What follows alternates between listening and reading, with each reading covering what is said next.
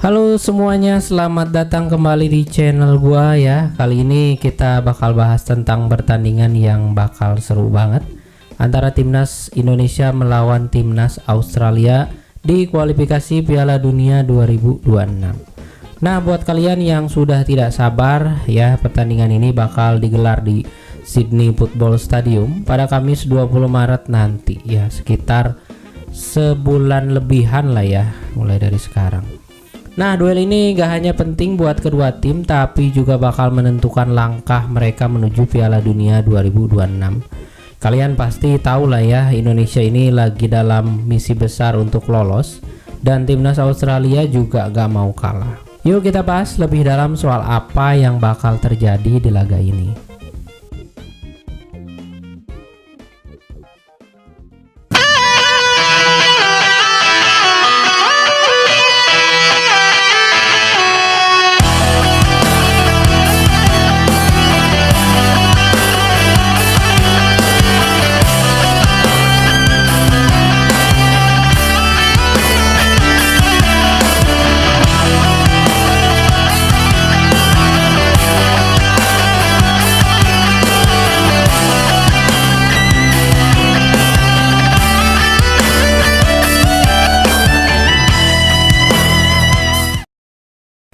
Jadi pertandingan ini tuh sangat krusial ya teman-teman.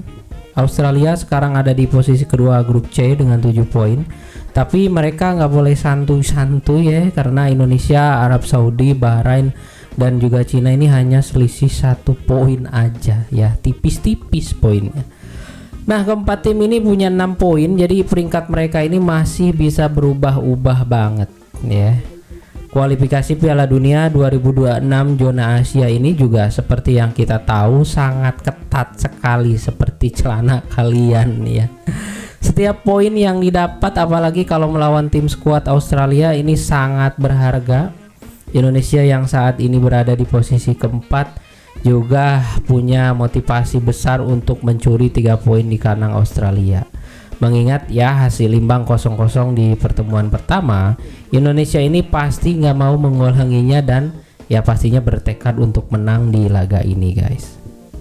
Nah, namun Australia ini datang dengan sedikit masalah guys. Jadi salah satu pemain kunci mereka yaitu si Harry Souttar ini dipastikan absen di laga ini.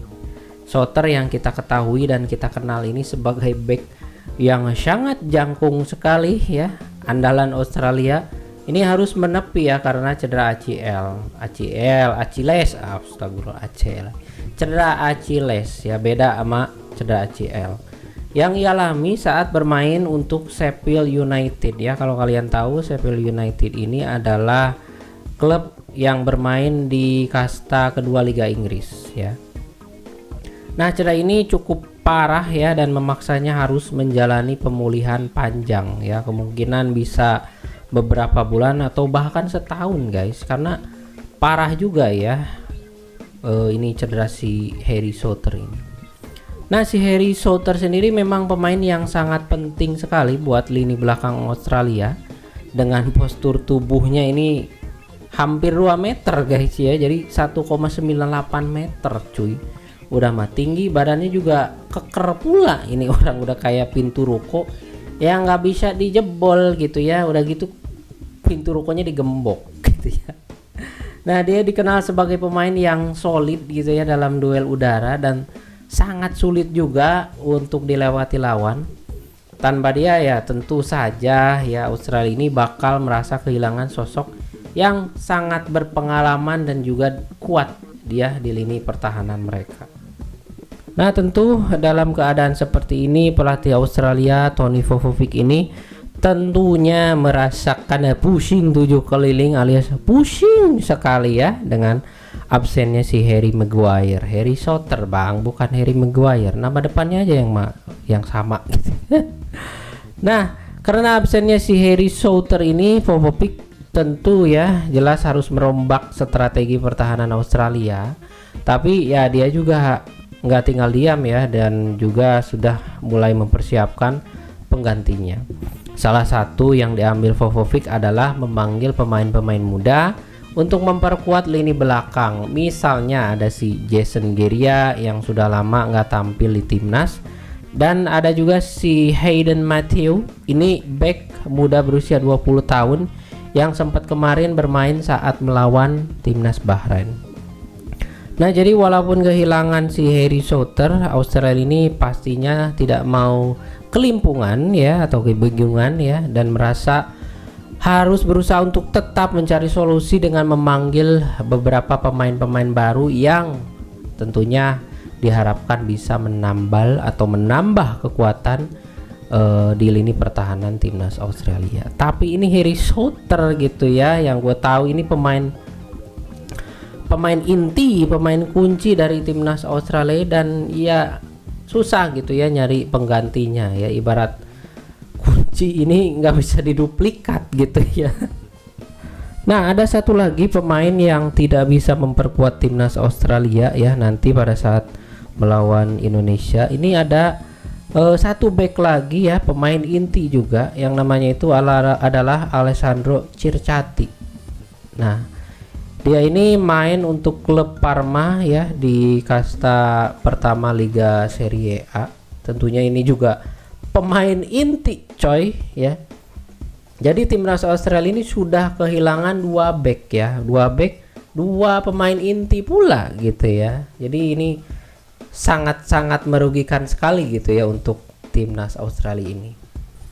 Nah, kalau kita beralih ke timnas Indonesia, pastinya kita juga tidak ingin menyia-nyiakan kesempatan emas ini ya. Kapan lagi coba ya.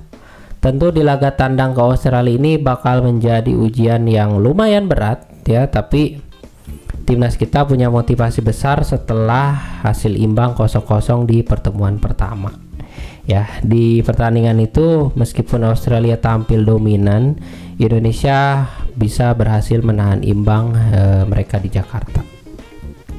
Nah, tentu pelatih baru kita, pelatih Kluivert ya, entah apa itu ya.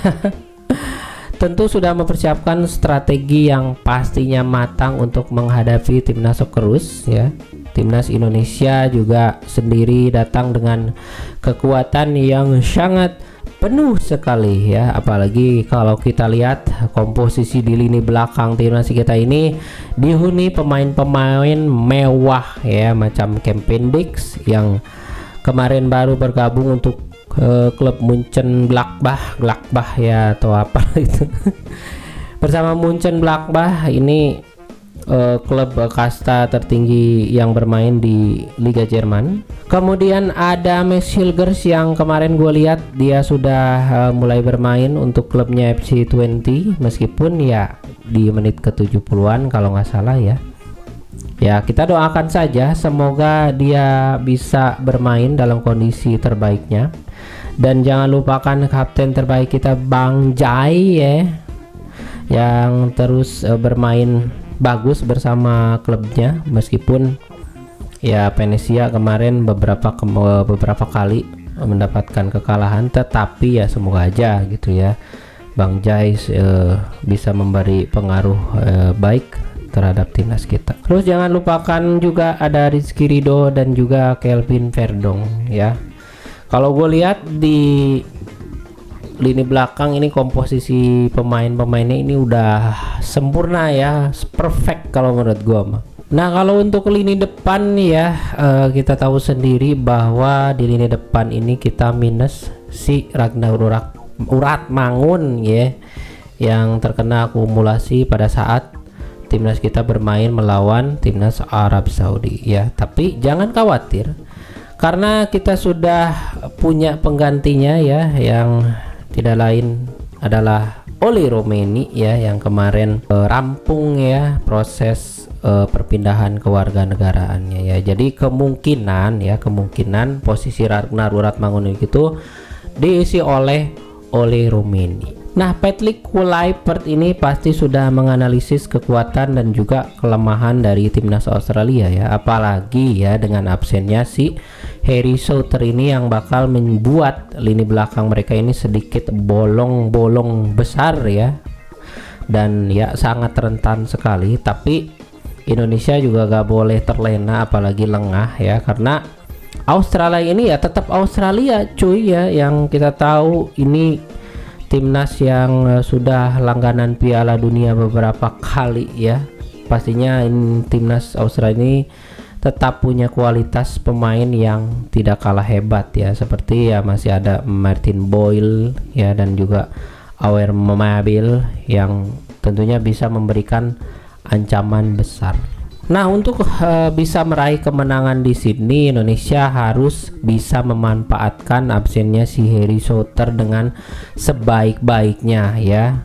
Mereka harus agresif ya, kalau menurut gua harus agresif, dan juga harus tampil menyerang ya, apalagi dengan tidak adanya si Harry Souther gitu ya. Tapi ya kembali lagi ya dengan instruksi ya pelatih ya pastinya. Tapi tetap hati-hati di lini belakang ya, meskipun di lini belakang ini kita dihuni oleh pemain-pemain yang bagus. Tentunya kemampuan untuk bermain cepat terutama lewat sayap ini akan sangat penting dalam mengacaukan pertahanan Australia yang tanpa si Harry Souther. Nah, selain itu ya penguasaan bola ini menurut gua jadi kunci ya. Indonesia juga harus bisa mengendalikan permainan dan memanfaatkan peluang-peluang yang ada. Jika mereka bisa bermain dengan tenang ya, pastinya akan berdampak baik ya, tidak terburu-buru dan tetap solid juga di lini belakang. Bukan tidak mungkin Indonesia bisa ya, ini sangat-sangat bisa sekali membawa pulang 3 poin dari Australia. Nah, lini depan Indonesia juga harus bisa lebih tajam ya, terutama dalam memanfaatkan umpan-umpan terobosan dan juga bola-bola mati yang tentunya ini bisa menjadi pembeda. Sementara di lini belakang Indonesia perlu tetap fokus untuk menjaga pemain-pemain Australia yang pastinya cepat dan juga kuat. Nah, lalu bagaimana dengan prediksi laga ini ya? Kalau melihat persiapan kedua tim ini bakal menjadi pertandingan yang sangat sengit menurut gua. Australia ini pasti akan berusaha keras untuk meraih 3 poin di kandang, apalagi mereka sedang berada dalam tekanan ya untuk menjaga jarak dari negara-negara yang mengejar mereka ya, apalagi poinnya itu cuman beda 1 cuy ya, jadi tipis-tipis sekali antara posisi kedua sama posisi keempat. Jadi ada berbagai kemungkinan, ada ya beberapa klub yang beberapa timnas ya yang punya peluang besar ya. Nah, di sisi lain juga Indonesia juga nggak boleh dianggap remeh ya, kita nggak boleh dianggap remeh, pastinya punya peluang besar untuk mengejutkan Australia, apalagi dengan semangat dan juga motivasi tinggi kita. Jadi ya jangan kaget kalau pertandingan nanti bakal sangat seru sekali ya, dan penuh dengan drama. Ya, kita berharap timnas Indonesia kita ini bisa tampil maksimal dan membawa pulang hasil yang positif. Tentu saja kemenangan akan sangat berharga untuk memperbesar peluang kita lolos ke Piala Dunia 2026. Nah, jadi itu dia sedikit ulasan tentang pertandingan Indonesia versus Australia yang bakal digelar di Sydney nanti. Tentu ini pertandingan sangat penting sekali untuk kedua tim ya, yang sama-sama berambisi untuk lolos ke Piala Dunia 2026. Semoga Indonesia ini bisa menunjukkan permainan terbaiknya dan membawa pulang 3 poin ya. Dan ya itu saja informasi yang bisa gua sampaikan, dan jangan lewatkan video-video gua selanjutnya. Terima kasih dan bye.